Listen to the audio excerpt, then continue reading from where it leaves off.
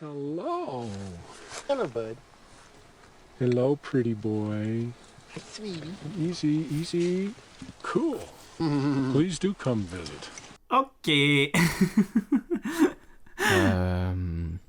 Tu nous as déniché toute qu'une affaire Les gens vont... aujourd'hui. Oh, ouais, les gens vont avoir du fun aujourd'hui. Là. À 5h PM, il est jamais trop tard pour parler de zoophilie.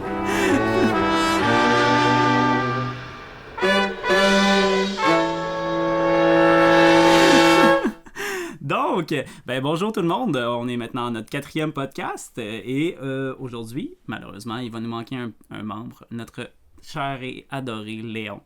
Il est mort noyé, hein? non, écoutez pas ce qu'il exagère. Ok. J'étais pas sûr. C'est que, Léon, malheureusement, il a succombé à ses études, comme on a parlé. Ah, il est mort noyé dans les devoirs. Dans les devoirs, c'est ça. Ok. Mais il va nous revenir, ne vous inquiétez pas, fan de Léon. Il va revenir. La Léon fanbase. La Léon fanbase. On se demande de quoi ils ont l'air.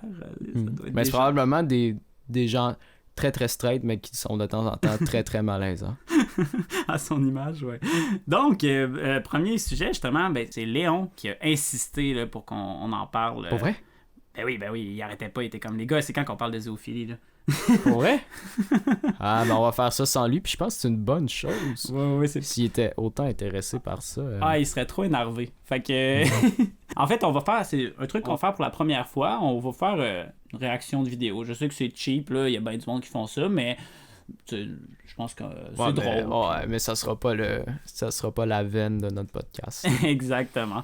Fait que on va starter avec ça. Vous allez voir, il y en a peut-être qui vont trouver ça choquant un peu. C'est pas graphiquement, il y a rien là. C'est juste que le contenu est troublant.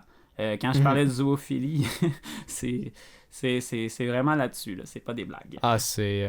il y a pas... C'est graphiquement... On va l'écouter. Donc, ça va comme si... No worries about. Hey, baby. Hello, pretty one. Hello. Wow. Now this is a rush. Ah, yes. A piece of ecstasy. This is the most incredible turn-on. No approach like this. It is the most incredible turn-on.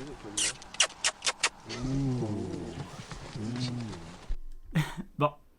Juste faire la première pause là-dessus. C'est bien ce que vous pensez, c'est des gens qui apprécient un petit peu trop les chevaux. Je sais qu'il y en a que ça va dégoûter et tout, donc il n'est pas trop tard si vous voulez avancer un peu le segment. Là. C'est une courte vidéo, vous allez voir. Mais c'est ça, c'est bien ça le contenu. Juste pour mettre tout de suite ça sur la table, il y a plusieurs plans de caméra. On voit que le son est bien pris, tout ça. Donc, il y a quelqu'un qui a eu cette idée-là. Il y a quelqu'un qui l'a financé.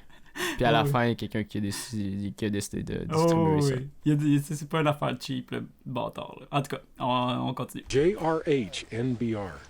Just the right height. No bucket is required. I happen to have a pony mare that is JRH NBR. And that's really nice because you're not trying to do a balancing act standing on something. At that moment of orgasm, for lack of a better word, the two souls actually merge and touch, albeit for a brief instant. And it's humbling. And yet it's so intense, it's rejuvenating. Bon, vous avez entendu le terme JRHNBR, Just the Right Height, No Bucket Required. Pour les gens qui sont pas à l'aise avec l'anglais, ça veut dire juste à la bonne hauteur et on n'a pas besoin de saut. Ça, là. Oui, ici j'ai une définition du Urban Dictionary. Oh non, il y en a qui le quote exactement. Donc ici c'est to be just the right height so that no bucket is required relates to fucking horses or any other large animal where the entry hole is too high for a normal human and a bucket is thus required. Puis ensuite on a les tags en dessous qui m'ont fait beaucoup rire. Hashtag bucket, hashtag rosin, hashtag horsefucking, hashtag ponymare, hashtag orgasm. Tu peux même, il te propose d'acheter une tasse. Ah, ils font des tasses à leur effigie. GRHNBR pour ton amoureuse. Ben oui, évidemment. Évidemment. Ben, je vais... mais je vais certainement chercher un cadeau pour ma copine. C'est une très, très, très bonne décision. Comme vous voyez, c'est vraiment tourné comme un documentaire, puis ça se veut sérieux, là. Ça se veut... ils veulent nous vendre, tu sais... Ils veulent sensibiliser à la cause du morgasm. Ouais, comme si c'était comme si c'était quelque chose de normal, là. Donc, on va continuer. Mares do orgasm. Yes, they do. Call them maregasms. And when a mare orgasms, a lot of times, well, they will, you can feel their muscles tense up and they kind of oomph, for lack of a better word. Laurie and Michael were both sexually active with animals when they married. With the arrival of children, they agreed to give up their animal passions. But after a few years, Michael found this too difficult. Ils se rejoignent dans leur passion. Pauvre chien. When you wake up in the middle of the night and your husband's not there, the barn is rather close to the house, you know, for no reason, okay, why is he out there?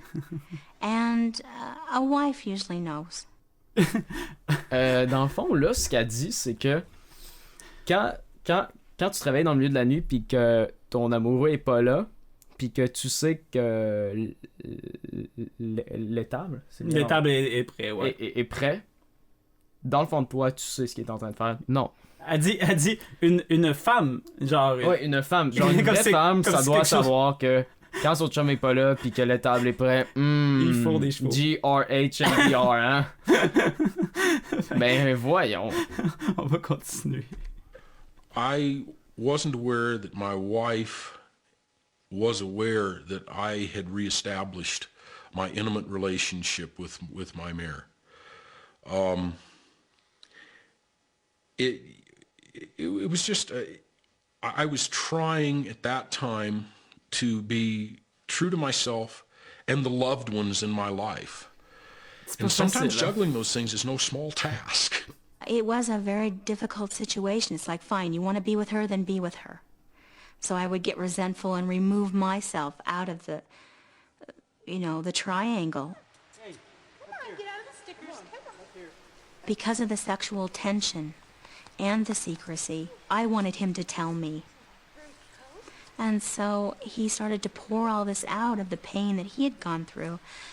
And, it became very honest. He told me about all the relationships. He really, for the first time, expressed how deeply he felt and how much his love was for horses. C'est vraiment déroutant, là. Michael and Laurie agreed to bring back Michael's mares into their relationship. And she says, well, I got to come out and watch. And I went, oh. And I've discovered that in that respect, with the proper people, I'm not ashamed of that also. I was a bit intimidated because knowing how emotional my wife can be about some things, I thought, oh gosh, if she loses it during this can get ugly. Ben trop But the neat émotionnel. thing was she came out and watched. And Oh. it was another T'imagines opportunity ça? to bring us all closer. T'imagines-tu la scène, toi? La madame est là, puis lui, elle le regarde en train de bagner un cheval. Genre, what the... Puis en plus, tu sais, il doit pas baigner un cheval comme, tu sais, ça doit pas être. Tu sais, comment ils en parlent, c'est une connexion, tu sais, il doit être, tu sais, comment ils en parlent, ça a l'air très très amoureux. C'est fucking weird, là. Ouais. En tout cas, And it's kind of interesting. She says, well, can't have any other women. And I'm going, well, I don't have an issue with that. Because women can make awesome friends. I enjoy speaking and visiting with women. But overall, you stand a pretty woman and a pretty mare, I'll take the mare. oh, I shared him with 3 other c'est horses. câble, ce qu'il dit. There were times where I could accept it. There were times when I resented it because I wanted him there for me. Shut your blathering. Moi, ça va être ça. Donc, ben, j'espère que vous êtes encore parmi nous, cher public. C'est ça, là. C'est juste quelque chose que je voulais partager parce que je trouvais ça vraiment drôle. Puis, moi, quand j'ai découvert cette vidéo-là, ça m'avait choqué parce que, je sais pas, ça heurte un peu ton petit monde de genre... tu t'attends pas à ce que ça existe puis ça soit socialement accepté comme ça, tu sais, comme eux ils veulent le présenter, là. Que Ouais. c'est quelque chose qui est totalement normal. Tu sais, le gars à la fin il dit carrément tu me présentes une belle jument puis une belle femme, je vais choisir la jument. Donc Mais moi, ça amène. Ok. Mettons, parce que là, tout le monde qui regarde ça, il les juge, mais j'aimerais ça amener la conversation d'un autre angle. Là. Non, mais. vas-y. Non, mais tu vas voir. Mettons qu'on prend ça au sérieux, puis qu'on se met dans son monde, que lui, c'est ça qu'il aime, Mhm. mais ça amène plein de questions. Premièrement, comment est-ce qu'il trouve une jument plus belle qu'un autre? Tu sais, genre, non, mais tu sais, je veux dire, parce que, tu sais, ouais. une belle jument contre C'est une quoi les mauvaise jument. caractéristiques qui Ouais, font- quelles sont les caractéristiques qui fait que cette jument-là, il l'aime plus? Est-ce que c'est seulement la hauteur? Est-ce que, tu sais, est-ce qu'il ressent une connexion avec La plus crinière, de... la Ouais, robe. c'est ça. Fait que, tu sais... Mais c'est intéressant, je me le demande, mais tu non, sais, mais... quand c'est une déviance comme ça, sûrement que. Tu sais, je veux dire, c'est comme du fétichisme, là, genre. Mettons, toi, tu regardes une femme, puis il y a des gens qui aiment des différentes parties d'une femme. Il y en a qui vont. Ça va être les pieds. Il y en a que ça va être les seins, les fesses. Je veux dire, ça doit varier, là. J'imagine que lui, il y a quelque chose chez un animal, chez le cheval qui vraiment le turn on puis qui l'allume. Là, ça doit être vraiment un truc en particulier. Parce qu'en fait, ce qu'il faut savoir, c'est que la bestialité, qui est comme une forme de zoophilie, là, la pratique sexuelle avec les animaux, c'est que c'était légal encore dans, je pense qu'il restait 5 États. Puis là, tout récemment, les États-Unis ont dit, bon, là, c'est assez troublant de savoir qu'il y a des États, depuis 2017, il y en a comme 4-5 qui ont aboli ça. Puis en 2019, qui est comme, je pense que c'est le 26 novembre, ça a été banni partout. De savoir que ça a pris autant de temps pour que ça devienne illégal, je trouve ça assez fucked up, là. Puis on peut voir, il y a tellement documenté, là, ça veut dire qu'il y a eu des cas de toutes sortes, ils en ont vu toutes les couleurs, là. Puis une autre affaire aussi qui est intéressante, c'est que, bon, là c'est rendu illégal, on peut plus faire ça, mais on a le droit de consommer de la pornographie zoophile. Nice. Mais on n'a plus le droit de la produire. Ça veut dire qu'il va falloir qu'ils l'importent, là, malheureusement pour eux. Ça, c'est triste. Puis c'est légal partout, là, pratiquement. Là. Il y a comme un État, je pense qu'ils veulent pas, puis il y a un autre qui est comme non. Mais tous les autres, c'est totalement c'est normal. Puis en dehors des États-Unis, même, il y a des pays où est-ce que la loi est pas officielle sur ce domaine-là. Il y a des zones grises, c'est comme accepté, puis en tout cas. C'est pas mal juste ça. Là. Mais quelque chose qui est pire que ça, c'est Vas-y. c'est Pokémon. Pokémon. Je pense que c'est le temps. C'est le temps Ouais. qu'on comme clean à propos de Pokémon.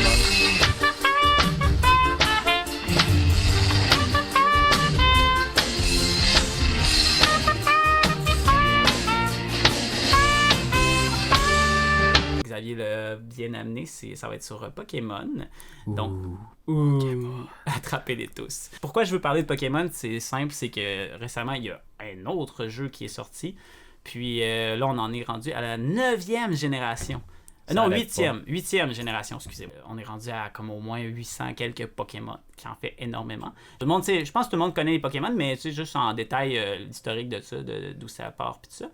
Donc, ça vient du Japon. Je pense que tout le monde le sait. Ça venait... Pas surprenant. ça vient C'est une blague. c'est venu justement en 96, puis ça s'est popularisé en Amérique dans les années 2000. C'est venu avec toute une vague japonaise de Dragon Ball. Il y avait Pokémon un peu plus tard, Naruto, tout ça. Puis c'est devenu une forte influence. Puis les Pokémon, là, c'était comme un gros hit, un succès instantané, là. C'est du crack, mais pour les enfants, là. On voulait avoir les cartes à collectionner, on avait une série télévisée que genre moi je suivais genre assidûment. On avait aussi les jeux vidéo, là, c'était des heures que j'ai passé là-dessus. Puis j'ai plusieurs anecdotes justement sur les Pokémon quand j'étais jeune. C'est genre je volais des cartes Pokémon à mes amis, je me suis déjà battu pour avoir des cartes, puis des chamailles, on s'est Oui. chamaillé pour des affaires de même. Puis, Ben d'ailleurs, je pense que t'es pas le seul parce que sur le Wikipédia, ouais. le numéro 6 c'est critique et controverse. Puis Violence chez les 6.1 enfants. c'est violence chez les enfants. On peut Donc, aller voir. ici, pour côté le Wikipédia, bien que les médias de la franchise envoient un message de tolérance et de non-violence, certains considèrent que Pokémon est responsable de nombreux comportements violents chez les enfants. Oui. Moi, je me souviens de mémoire. Là. Tu peux continuer à lire l'article pendant ce temps-là, mais je sais qu'il y a une histoire où est-ce qu'un jeune est arrivé à l'école avec un arme à feu. Ça, c'était aux États-Unis que ça s'est passé. Dans un cas extrême, à Long Island en 1999, un enfant de 11 ans a même poignardé un de ses camarades qui essayait de lui voler ses cartes. Oh mon Dieu. Mais ça, je dis, c'était comme...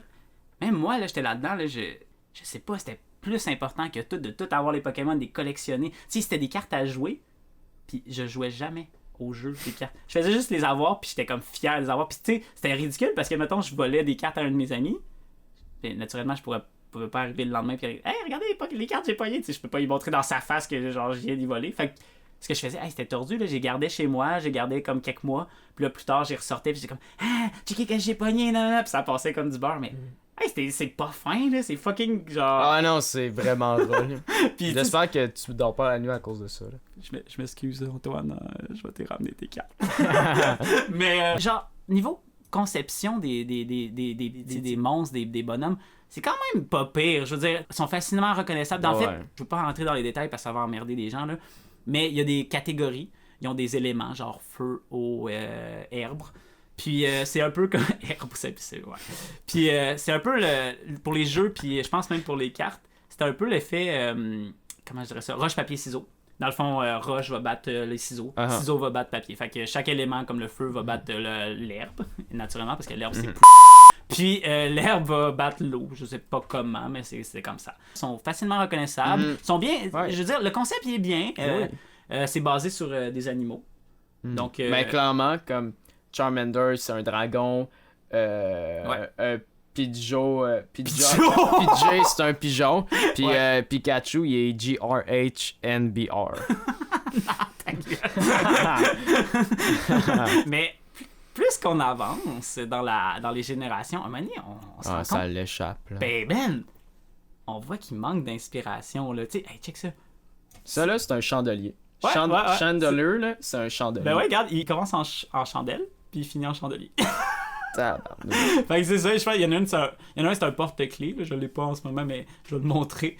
Ben, pour vrai, j'ai l'impression, de un moment donné, il était en manque d'idées. Puis il y a quelqu'un qui a sorti de l'acide, carrément, dans une salle, puis en fait, un chandelier, c'est un Pokémon. Ça ici, c'est un Pokémon. Puis on dirait qu'il est en crise identitaire. Là. Un pigeon avec un poireau, c'est un Pokémon. Fait que, ouais. Donc, ça finit par l'échapper un peu Pokémon. Ben, mais, par contre, je suis persuadé que les jeunes, ils doivent encore triper là-dessus, Pokémon. Puis ça, c'est quelque chose qui m'impressionne, c'est que... Qu'est-ce qu'il y a? Ah oui, celui-là. Je viens de voir Buzzhole. Le moustique sur stéroïdes. Ouais. Buzzhole does not evolve. Ouais. Hey, tant mieux. Je sais pas comment... De quoi qu'il a eu de l'air, Chris. Je trouve ça admirable quand même qu'il ait réussi à toffer toutes ces années. Mais là, tu vois que ça c'est rendu compliqué. Là. Il y a comme... Au début, il y avait comme 3-4 éléments. Là, on disait genre... Je pense qu'il y en a genre 8 ou 9. Puis là, il y a toutes sortes de bonhommes. Puis c'est comme...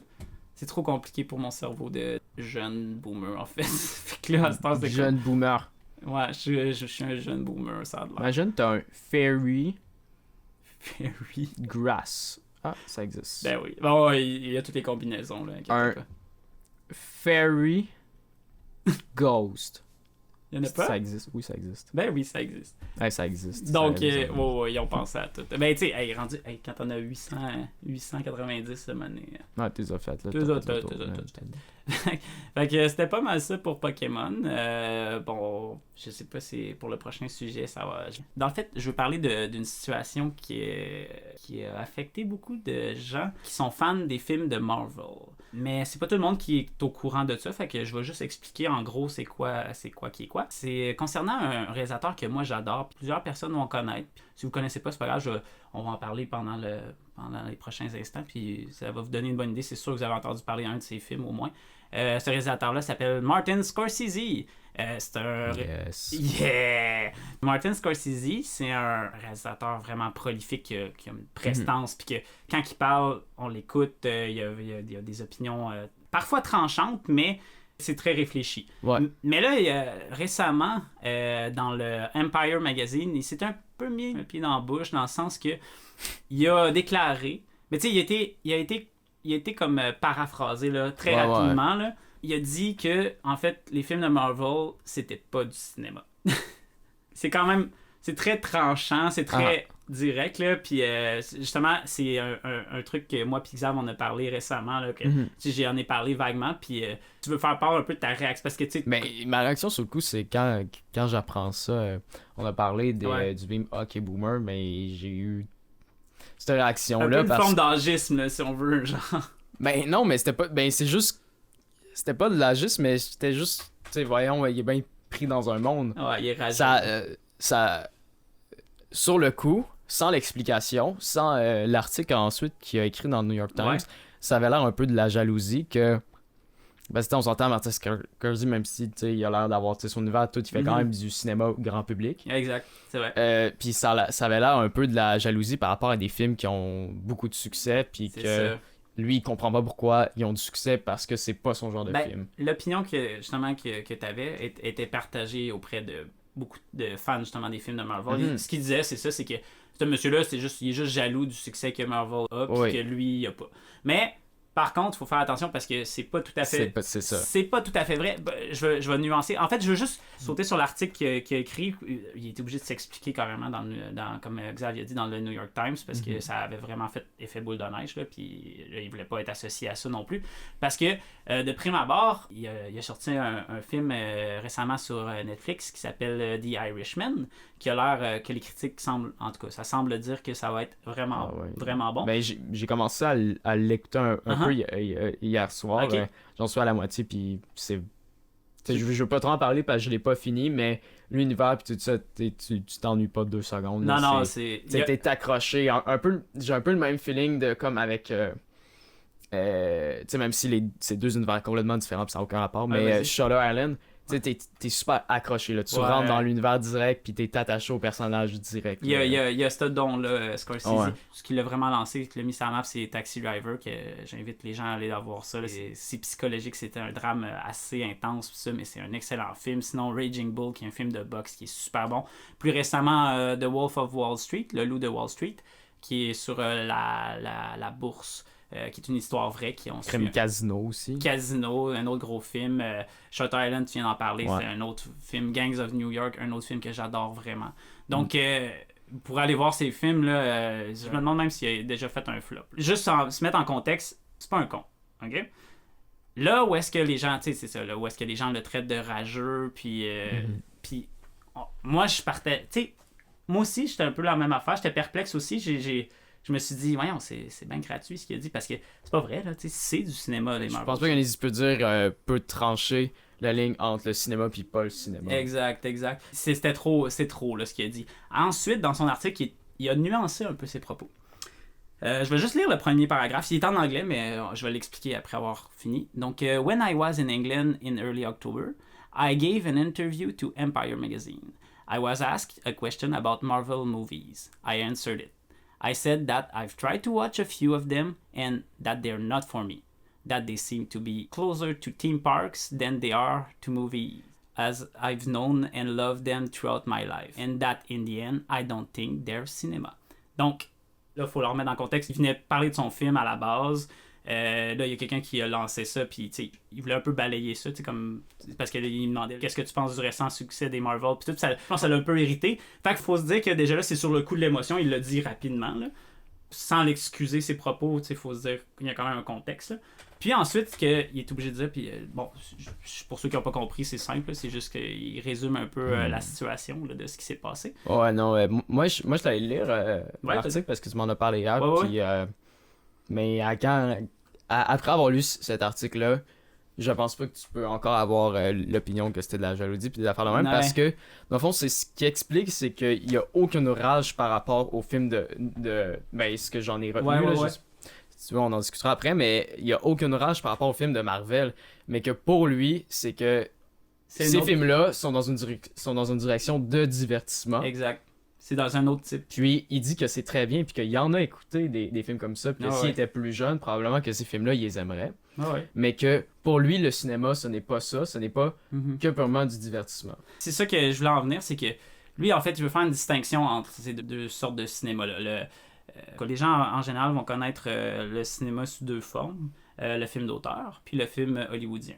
Quand on va parler du film d'auteur, ce qui décrit un film d'auteur, parce que, bon, vite de même, on dirait que les gens l'associent souvent au budget du film. Ils vont souvent penser un film d'auteur, c'est quelque chose de peu coûteux, un peu série B, tandis qu'un film hollywoodien, c'est à gros budget. Mais c'est pas vraiment ça la distinction qu'il faut avoir, c'est vraiment deux approches différentes. Un film hollywoodien, c'est vraiment d'un système business. Il faut que ça rapporte monétairement. Tandis qu'un film d'auteur, souvent, c'est plus personnel. Ce que je veux dire, c'est que si on regarde tel film qui est réalisé par tel réalisateur, on va ressentir la vibe de ce réalisateur-là.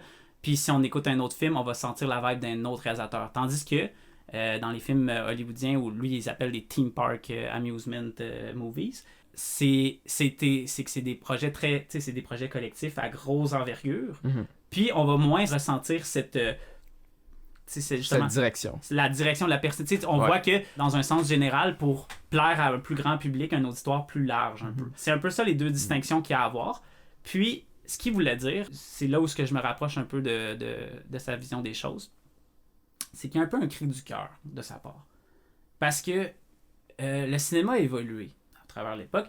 Donc, il est un peu en colère parce que il sent que c'est plus comme c'était à son époque. Puis ça, c'est la partie qui est difficile à justifier parce que tu dis, car c'est comme ça, deal with it. Là.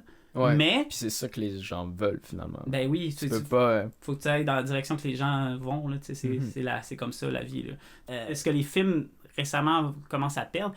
C'est ce qu'on appelle le langage cinématographique. C'est ce qui est intéressant avec le langage cinématographique, c'est que c'est quelque chose qui a été fait dans la subtilité parce que le public va connaître le langage. Tout le monde sait c'est quoi, sans connaître les détails exactement. Comme tout le monde sait c'est quoi un gros plan.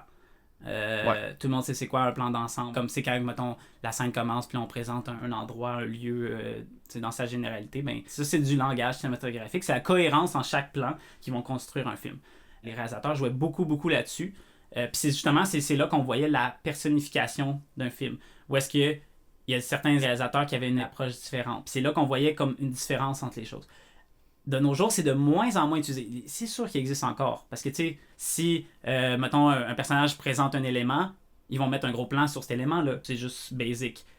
Mais le langage, c'est que ça peut être beaucoup plus implicite, beaucoup plus discret. Ouais. Puis on peut réussir à jouer avec le spectateur, puis lui donner des informations sans être trop grossier ou vulgaire. Un exemple que j'aime donner, on a une scène de crime, puis là, il se demande, bon, qui a pu faire ça, puis là, il y a une gang de personnes autour d'un corps. Puis, pendant la discussion, ils vont dire un élément incriminant. Ils vont avoir, mettons, un plan sur une personne en particulier. Puis ça, c'est une forme d'usage de langage cinématographique, dans le sens que on va avoir un doute sur cette personne-là. Ben oui. Puis les gens, ils vont savoir, parce que les gens, après du film, ils vont dire « Ah, moi, j'avais un petit doute que c'était lui. » là.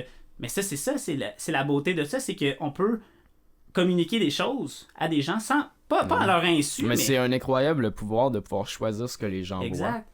Voient. Un pouvoir un peu de persuasion, on peut convaincre quelqu'un de quelque chose. Fait que c'est fun de pouvoir expérimenter puis jouer là-dessus. Puis il y a des films, pour en revenir aux gros films à gros budget, qui vont de moins en moins l'utiliser parce que c'est fait sur... C'est moins subtil, c'est plus gros parce qu'on veut justement aller toucher le plus de personnes possible pour faire rentabiliser le tout. On veut pas qu'il y ait des gens se sentent stupides de ne pas avoir compris quelque chose. Fait que souvent, c'est plus simple un peu. On va avoir des images vraiment incroyables. Je pense à des films genre Avatar, tous les films de Marvel, des films d'univers Star Wars, même les derniers Star Wars, on en a parlé. J'adore pas les nouveaux films de Star Wars, mais à l'image, c'est splendide parce qu'on a des directeurs photos qui travaillent là-dessus. Les effets sont malades. Ça va être très accentué là-dessus, puis de moins en moins sur des petites subtilités qui font que le cinéma était le cinéma autrefois. Je sais pas si t'allais dire quelque chose, vas-y. Ben, peut-être que ces langages-là ont été créés parce qu'on avait pour faire dire des choses dont on n'avait pas nécessairement les ressources de le faire graphiquement. Ouais, entre autres. Puis ça a créé une forme d'art super intéressante. Puis maintenant qu'on peut le faire, mais je trouve ça plate de délaisser ça. Là. C'est pas parce qu'on peut qu'on doit. Exact, t'as raison. Puis tu sais, genre, il y a des affaires tellement intelligentes, de, genre juste pour mettre l'emphase sur les énergies. J'avais vu une chose, c'était un film pas tant bon, mais je me rappelle plus du film, mais dans le fond j'avais écouté une analyse, puis c'est une conversation. La première fois qu'on voit le gars, c'est comme un espèce de guerrier, puis l'autre, c'est une espèce de sorcière. Ok. Puis la première fois, mais c'est quand on voit la sorcière pour la première fois, tu sais, elle le décalisse, le chevalier, Ok, mais ok, ils ont ok. une conversation. Uh-huh. Puis quand on filme le chevalier, c'est filmé au-dessus, tu sais, comme en angle au-dessus de lui. Puis quand c'est la sorcière, on la voit, la caméra Ouais. est plus basse, Ouais, fait ouais, qu'on ouais. la voit. Puis à la fin, quand il arrive quand c'est ils se rencontrent à la fin. Ouais. Puis c'est une confrontation où est-ce que là, c'est le chevalier qui a l'avantage. Ouais. Là, c'est la C'est caméra, l'inverse. c'est ça, c'est l'inverse. Donc la caméra est filmée en angle, si on voit vraiment le chevalier de bas. Ben, la caméra est de bas, fait que le chevalier a l'air plus Ouais, grand, ouais. plus fort. Puis la sorcière est filmée de haut. Puis Ça, tu sais, j'avais trouvé ça super intelligent parce que c'est vrai que ça donne quelque chose. Ben, c'est intéressant que t'en parles parce que ça, c'est comme un usage flagrant. Tu sais, on ouais, le c'est ça, voit. c'est graphique. Là. Mais j'invite les gens à écouter des films. Là, tu sais, des fois, là, surtout si vous savez que c'est un bon film, on vous le suggère, quoi que ce soit. C'est le fun d'écouter un film pour le divertissement, puis avec ses chums. Mais des fois, juste écouter un film seul, de porter une attention vraiment là, spécifique sur les détails, parce que des bons réalisateurs, souvent, là, c'est une œuvre hein, pour eux, c'est un film. Fait qu'ils vont porter des attentions, c'est des choses vraiment là, minimes. Puis ce que tu viens de dire, des plongées contre plongées, on l'utilise constamment dans le cinéma à plusieurs reprises, dans plusieurs choses. Puis c'est juste des petits détails. Puis ça, c'est comme ça va plus loin que ça le langage là, on en reparlera dans un autre je pense que ça pourrait intéresser les gens là, ce que les plans veulent dire puis un peu plus en détail mais il y a tellement de richesse là. Oui, ben puis ça rend juste ça rend tout le reste du film plus léger parce Ouais.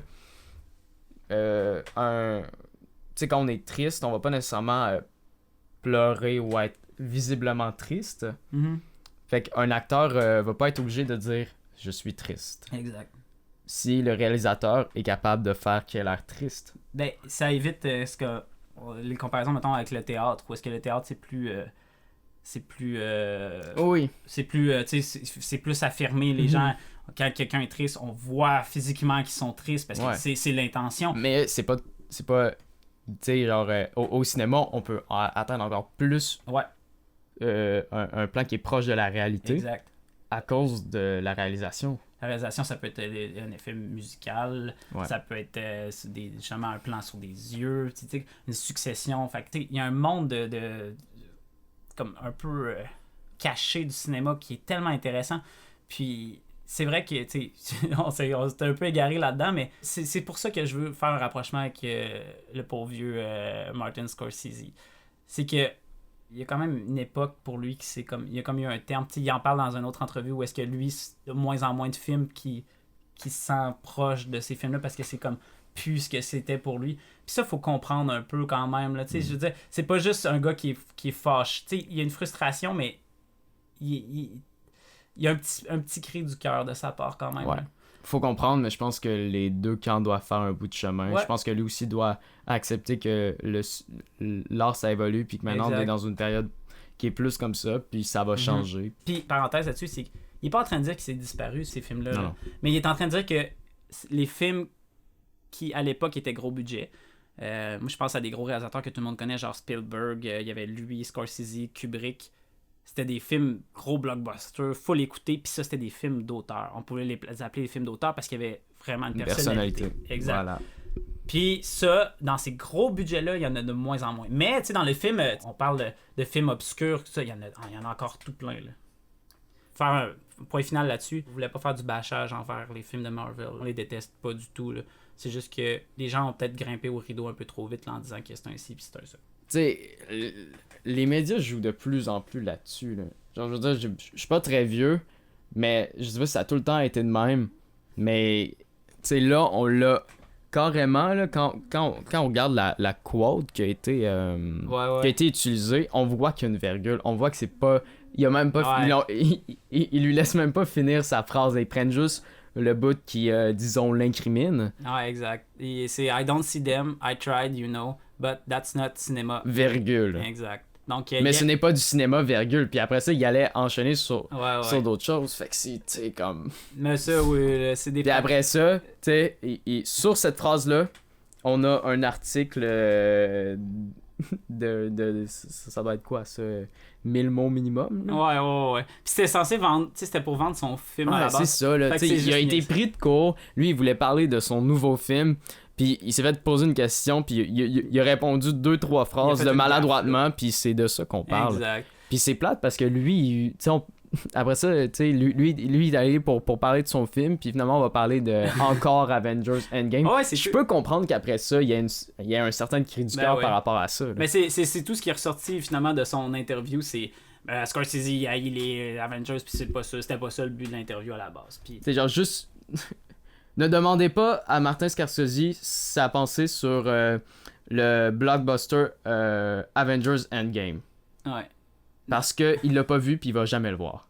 Mais Ouais. tu sais, ça transpire plein Ça, d'opinions. Puis je trouve ça, tu sais, c'est malhonnête. Mais là, ce qui c'est un est, mais peu- ce qui est drôle en plus, c'est que ça se contredit parce qu'il dit il va jamais voir. Puis tu sais, il dit carrément, même dans la quote qu'il utilise, il dit I tried, you know, j'ai essayé, tu sais, j'ai essayé. Tu sais, c'est pas comme. C'est ça. Puis il a le droit de pas aimer ça, là, tu sais. Mais tu sais, je veux dire, on m'a donné Tu sais, genre, pauvre gars, là, tu sais, il s'est fait, tu sais, sur 2 phrases, non, même pas sur une phrase et demie parce qu'on le quote pas au complet. Ouais.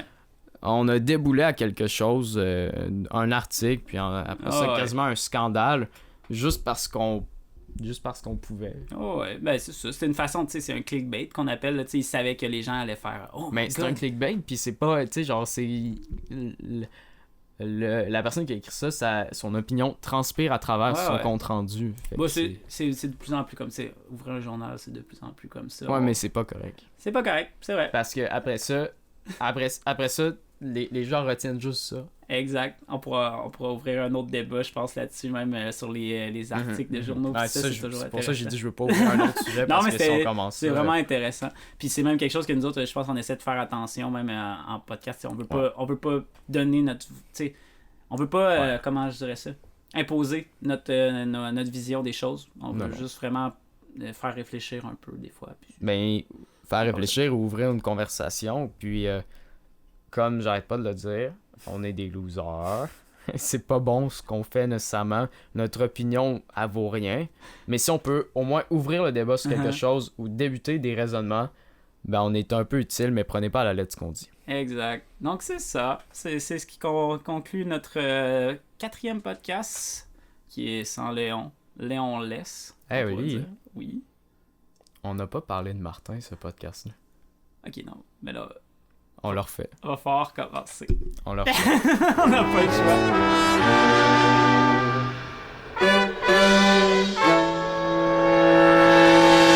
Désolé, Martin. Donc, ben, j'espère que vous avez apprécié celui-là. Il est un petit peu plus... tu sais, on a parlé de trucs qui nous tentaient, puis c'est sûr que sans notre Léon... En tout cas, juste une parenthèse là-dessus, je trouve que ça paraît là, quand Léon est pas là. Moi, je suis plus perdu un peu dans ce que j'ai... Ouais. Tu sais, j'aime ça avoir mon petit Léon là, pour me rassurer. C'est mon filet de sécurité là, si jamais je me Mais trompe. clairement qui change de quoi parce que avec son attitude et son odeur, sinon il serait pas là. C'est pas vrai. C'est pas vrai. Mais tu sais, Il là, sent très très bon. il sent très bon. Mais tu sais, c'est le fun d'avoir un référent tout le temps. Puis là, ça me fait. J'ai tellement de choses à passer. Des fois, j'essaie de lire un article puis de penser en même temps. Là, c'est le fun d'avoir un petit gars qui va nous lire les trucs importants. Donc, c'est ce qui conclut ce podcast-ci. J'espère qu'il va vous avoir plu. Puis, c'est ça. Je vous invite si vous avez des idées à partager, quoi que ce soit, n'hésitez pas. On s'alimente beaucoup de... Moi, j'aime ça m'alimenter de ce que les gens nous donnent comme feedback. C'est super intéressant. Donc, puis en passant, merci Evelyne pour tous tes commentaires. C'est super apprécié. Je tenais à le dire verbalement. Donc, c'est ça qui est ça. T'as-tu un petit mot de la fin, une belle lecture pour ce podcast-ci ou quoi que ce soit, mon petit Xav? Ben, j'ai juste un petit... je voulais... ça rend pas rapport, mais je pense que je dois en parler maintenant. Les tic-tac. Ben, tu sais, moi, je suis un fan de tic-tac. Moi, je suis un fan de tic-tac. Puis, j'aimerais... Je sais pas si ça va se rendre au PDG de tic-tac, mais j'aimerais qu'on change la boîte des tic-tac. Parce qu'à chaque fois que j'ai des tic-tac sur moi, je me sens comme un grelot vivant.